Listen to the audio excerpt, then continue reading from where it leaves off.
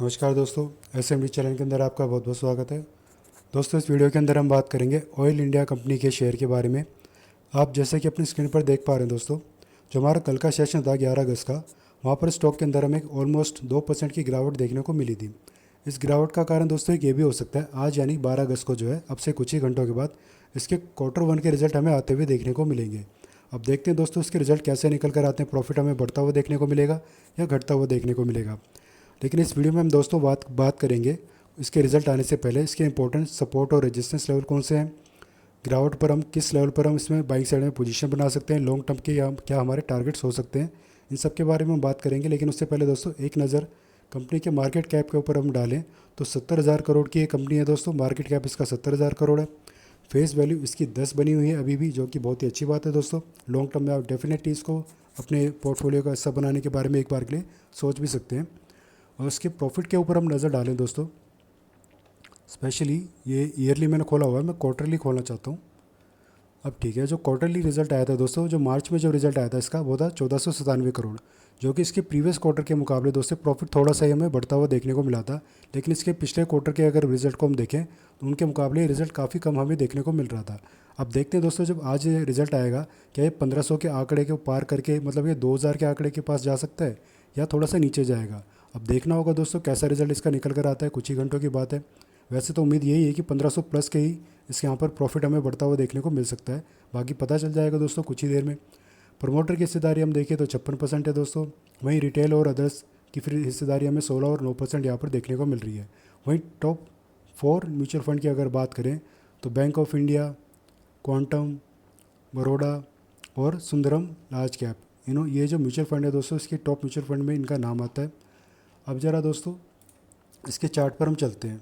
Chart पर दोस्तों मैं आपको बता दूं इसके जो टारगेट हो सकते हैं, आप कम से कम दोस्तों इसमें पहला टारगेट जो रहेगा आपका वो होगा 550 का, और जो दूसरा टारगेट होगा दोस्तों वो होगा 600 का। 550 से लेकर 600 तक के टारगेट के लिए आप अपनी पोजीशन को यहाँ पर होल्ड करके चल सकते हैं, अगर आपने करंट लेवल पर खरीदारी कर रखी है या निचले लेवल पर खरीदारी कर रखी है। हालांकि और भी लंबे टाइम तक आप रुकते हैं, मतलब 1 साल प्लस तक, तो 600 प्लस तक के टारगेट बड़े आराम से निकाल कर आपको दे सकता है। लेकिन अभी हमारा ध्यान जो दोस्तों 550 से लेकर 600 तक के टारगेट के ऊपर बना हुआ है। अब ज़रा दोस्तों इसके हम डिमांड जोन की बात कर लेते हैं, यानी कि सपोर्ट लेवल कहाँ से कहाँ तक है हमारा। वो है नीचे में 396 और ऊपर में 417। ये हमारे इंपॉर्टेंट सपोर्ट लेवल है जो कि डिमांड जोन क्रिएट कर रहे हैं।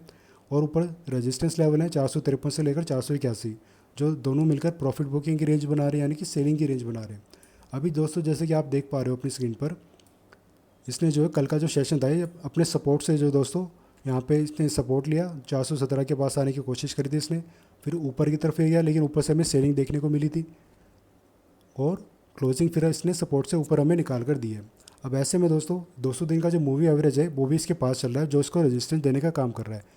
अगर इसके रिजल्ट हमें दोस्तों अच्छे देखने को आज मिल जाते हैं तो अपने रेजिस्टेंस के पास जाने की पूरी कोशिश करेगा अगले इसी हफ्ते के अंदर अंदर, मान लीजिए आप। तो जिन्होंने शॉर्ट टर्म के हिसाब से यहाँ पर करंट लेवल पर खरीदारी करी है, तो जैसे ही अपने रेजिस्टेंस के पास जाता है दोस्तों, तो यहाँ से आप प्रॉफिट बुकिंग करके स्टॉक से एग्जिट कर सकते हैं, क्योंकि फिलहाल ये रेजिस्टेंस हमारा बहुत ही मजबूत रेजिस्टेंस है।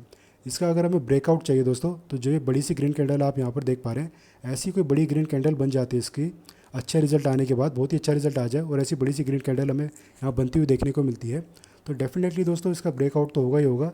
फिर जो हमारा ऊपर का रेजिस्टेंस है ये भी धीरे धीरे वीक होने लग जाएगा, तो हम अपने 500 प्लस यानी कि 550 600 का टारगेट है उसकी तरफ बड़ी तेज़ी से बढ़ सकते हैं। लेकिन दोस्तों अगर कहीं इसका रिजल्ट ज़्यादा अच्छा हमें देखने को नहीं मिला, एक डिसेंट सा रिजल्ट आया या थोड़ा सा नेगेटिव भी आ गया, वो स्टॉक में हमें तेज़ी देखने को मिल जाती है अगर गलती से, तो रेजिस्टेंस से पहले ही दोस्तों सेलर जो हमें यहाँ पे ट्रैप करेंगे और यहाँ से फिर इसको सेल करते हुए नीचे तक लेकर आएंगे। और जहाँ से सपोर्ट ले रहा है बार बार 417 के सपोर्ट पर, यहाँ पर दोस्तों मैं आपको बता दूँ स्टॉप लॉस भी हमारे बहुत सारे लगे हुए हैं, तो स्टॉप लॉस को ट्रिगर करने के लिए 417 के लेवल का भी ब्रेक एक बार हमें देखने के लिए होता हुआ देखने को मिल सकता है। तो ऐसे में दोस्तों या तो हम दूसरे सपोर्ट या फिर डिमांड जोन के बीच में ही, जब भी कोई हमें यहाँ पर कोई बुलिश कैंडलस्टिक पैटर्न देखने को मिलता है, तब हम इसमें बाइंग साइड में पोजीशन बनाने के बारे में सोच सकते हैं। तो दोस्तों अपने जो ये इंपॉर्टेंट लेवल मैंने आपको बताया डिमांड और सप्लाई जोन, इनको आप ज़रूर अपनी स्ट्रेटजी में इंप्लीमेंट करके देखना, जो भी आपकी स्टॉक के अंदर रहने वाली है या आपने जो भी बना रखी स्ट्रेटजी, इन लेवल्स को आप ज़रूर एक बार इंप्लीमेंट करके देखना। और जो भी जानकारी और इन्फॉर्मेशन मैंने आपको देने की कोशिश करी है इसमें बाइंग साइड में स्पेशली पोजीशन बनाने के रिगार्डिंग, अगर आपको ये जानकारी अच्छी लगी हो, यूज़फुल लगी हो, तो वीडियो को लाइक करना, चैनल को सब्सक्राइब करना। धन्यवाद।